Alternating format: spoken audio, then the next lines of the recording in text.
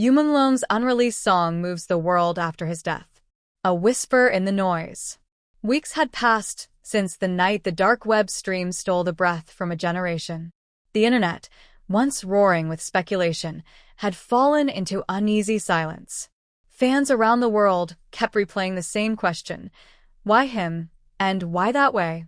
Then, one cold Sunday morning, a new sound cracked through the quiet. It was a melody, fragile, trembling, unmistakably his. It started as a faint upload on an obscure fan forum, explained digital archivist Kai. The file name was only 3 characters. YML, Echo. Within minutes, the whole internet was on fire. The track ran exactly 4 minutes and 26 seconds. No metadata, no producer tags, only a single line of description in Mandarin that read, "For the world I will soon leave behind." The discovery. A young fan in Seoul, screen name Lotus Heart, was the first to post the link publicly. "At first I thought it was fake," she said in a trembling voice during a live stream. "But when his voice came in, I just broke down. It was him. There was no doubt." Within hours, #Yu Menglong song trended across every major platform. Radio stations interrupted their morning segments to play the haunting track on repeat. The world that had mourned in fragments now grieved together, bound by the echo of a voice that refused to vanish. The unreleased song spread faster than any press release or tribute video. No label claimed ownership, no official channel verified it, but authenticity wasn't up for debate. "That tone, that vibrato, that gentleness," said one of his studio engineers. "You can't imitate that. It's Menglong 100%. Yangmi's reaction. For Yangmi, the discovery reopened a wound that had barely begun to heal. She had spent weeks away from cameras, recovering from exhaustion, and the grief that came with being the last person to hear his voice. When the song surfaced, she released a brief statement. "I've listened to it once. That was enough. He left us something pure, something that sounds like goodbye and hope at the same time." Privately, insiders revealed she had broken down mid-recording of her current project. She kept whispering the lyrics, one colleague said. Especially that one line, "Don't cry for my silence, it's where I'm loudest now." She said it over and over like a prayer. The lyrics that shook the internet. The song itself was delicate yet devastating, a blend of acoustic guitar, faint electronic hum, and a heartbeat-like percussion that mirrored the rhythm of sorrow. Fans translated the lyrics into dozens of languages. Every line seemed to mirror the confusion, guilt, and loss that the world still felt. "When the lights stop breathing, I'll still hum your name. In the static, in the dark, in the endless frame. If my voice fades from your screen tonight, remember, I was never pixels, I was light." Every verse carried the intimacy of a final confession, yet no one could determine when or why he had written it. Studio logs showed nothing. Management denied any record of the track. Inside the mystery. Tech investigators combed through the file, trying to trace its source. The upload came from a masked VPN address in Iceland, rerouted through multiple ghost servers. "Whoever leaked it knew exactly what they were doing," said a cybersecurity expert. "It wasn't random. It was theatrical, almost like Menglong's final performance, staged from beyond the grave." Some speculated that he had recorded it just days before the dark web tragedy. Others whispered that it was created during that infamous live stream and later retrieved from his cloud backup. "There's a timestamp hidden in the waveform," claimed a fan technician who analyzed the frequencies. "It matches the exact night of the stream. When I realized that, I couldn't breathe." A song that heals. Despite the haunting circumstances, the track became a unifying anthem for fans worldwide. In Seoul, thousands gathered in a park with candles, playing the song in unison. In Tokyo, entire subway cars softly echoed the chorus from phone speakers. Beijing's skyline shimmered with light displays spelling his initials, YML. Music critics hailed the song as posthumous perfection. "It feels unfinished yet eternal," wrote cultural journalist Zhao Liang, as though he left enough silence in it for the world to speak back. The industry's shockwave. Menglong's management initially denied involvement, but when the song's global impact became impossible to ignore, they released an official statement acknowledging its authenticity. This was a piece Yu Menglong recorded privately. We believe it represents his spirit and message to his fans. Out of respect, we will not commercialize it. That decision only amplified the mystique. Pirated versions flooded the web. Remix artists turned its fragile melody into symphonic tributes. Within a week, the song had crossed 200 million unofficial plays. Global artists paid homage. A Brazilian guitarist released an acoustic rendition, a French choir performed it in Mandarin, a Nigerian producer sampled its chorus into a soulful beat titled Echo of Menglong. Then, another twist. Digital analysts uncovered a faint Morse code pattern embedded in the track's background rhythm. When decoded, it spelled. For me, fans instantly linked it to Yangmi. Conspiracy forums exploded. Some claimed he had recorded the song specifically for her. Others insisted it was a farewell to his fans disguised as a love note. Yangmi neither confirmed nor denied it. But 2 days later, she posted a single image on her social feed, a candle beside a studio microphone, captioned only with a lyric from the song. Even if I fade, the melody stays. The post received over 30 million likes in 24 hours. Around the world, the ripple effect was unprecedented. School choirs began performing the song. Protest movements adopted its chorus as an anthem for resilience. Psychologists noted how fans found healing in the melody's simplicity. It turned grief into collective strength. His voice became a space where people could cry safely, said cultural therapist Eun Park. Music built a bridge between mourning and hope. A month later, Yangmi returned to public life. At an awards ceremony, she walked on stage, trembling but composed. When the host asked about the song, she paused, eyes glistening. He wrote what words can't say, she answered softly. And now, every time the world plays it, he's still speaking. Then, without warning, the background lights dimmed and the unreleased song began to play.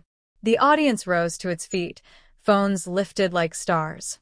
As the final chorus echoed, "Remember, I was never pixels, I was light," Yangmi closed her eyes and whispered, "We hear you, Menglong." That clip became the most shared video of the year. Months later, the world still plays the song every night at exactly 11:58 p.m., the same minute the dark web stream ended. Cities dim lights for 4 minutes and 26 seconds in global tribute.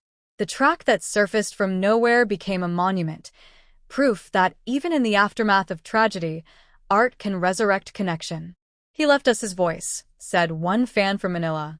"Not to remind us of death, but to remind us how alive he was." The first whisper. It was a quiet Sunday morning when the first ripple of the unreleased song appeared online. A single post on a forgotten forum carried a small audio file labeled YML Echo.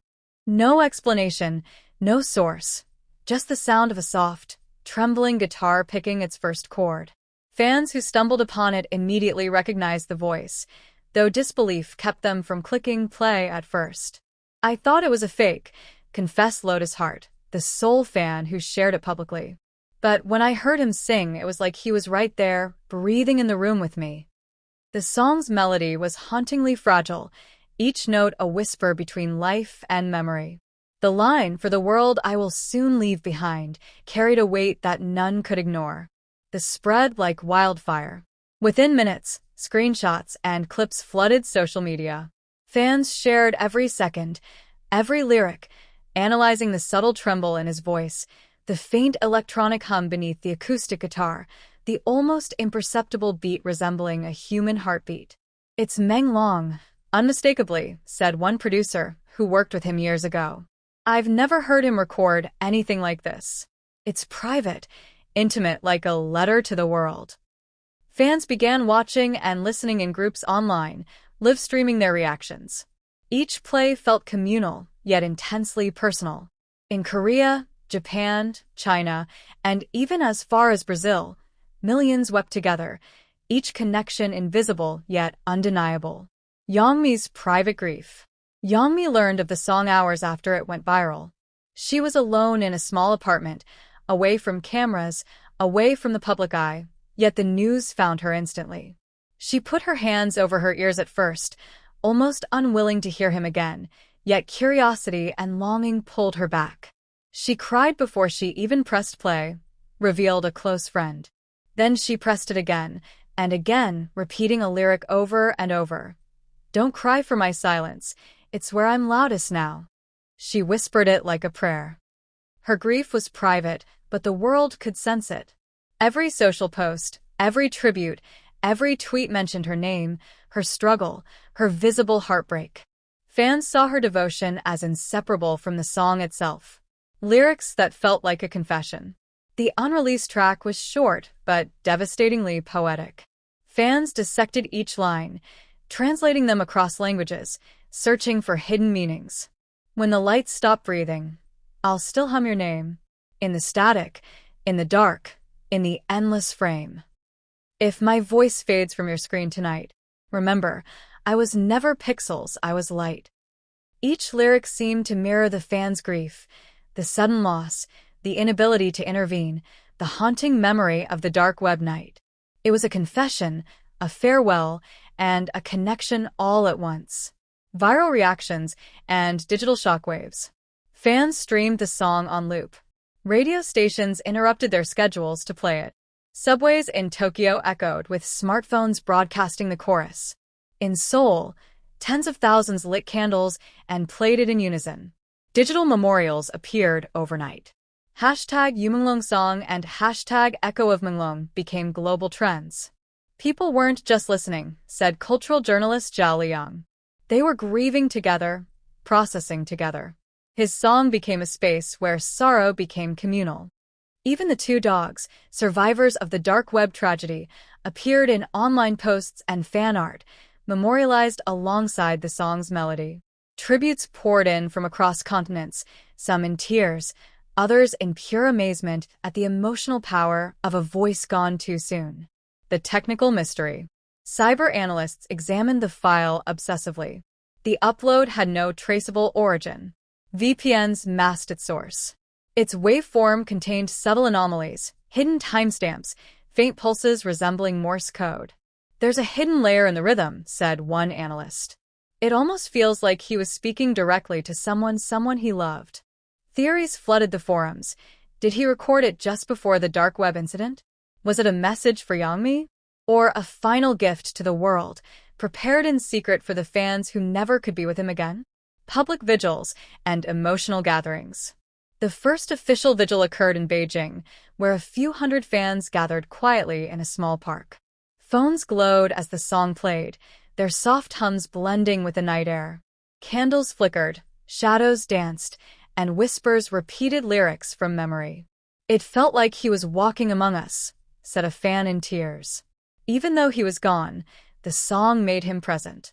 In Tokyo, fans stood in subway cars, quietly humming the chorus. In Seoul, universities organized silent sessions, letting students grieve collectively. Across Asia, millions found a strange comfort in a song that had no official release, no marketing, no commercial intent, just a voice that survived death itself. The emotional core. At the heart of the storm was Yangmi. She attended a private memorial where the song played softly. She placed 2 white roses beside a speaker, symbolically honoring both Menglong and his loyal dogs. Friends reported that she whispered the lyrics under her breath, holding the roses as if he could somehow hear her. It wasn't just grief, one insider said. It was devotion, love, and respect. The song gave her a way to speak to him when words had failed before. The unreleased track became not only a monument to his memory but a healing force for those left behind. Its power wasn't in production, in polish, or even in fame. It was in honesty, intimacy, and the way it mirrored loss and longing for every listener. Legacy begins. The song's virality prompted discussions in music circles about posthumous releases, artist intention, and fan ownership of memory. Fans collectively agreed that it must remain untouched commercially, an authentic echo of a man who had already given the world too much and left too soon. "This song isn't for profit," tweeted a fan page. "It's for the heart. Menglong's heart." and we keep it alive. A world united by melody. From small screens to stadiums, the song played again and again. Fans shared stories of how it helped them through grief, isolation, or personal heartbreak. Social psychologists noted the track's unique power. It wasn't just music, it was communal mourning, therapy, and tribute all in one. "We realized," said a psychologist in Seoul, "that his voice was giving people permission to feel, to cry, to remember. It was a gift no one expected, but everyone needed." Even months later, hashtags like #Echo of Menglong trended daily, his music becoming a nightly ritual, a reminder that art can transcend death and a voice can linger in hearts long after the body has gone.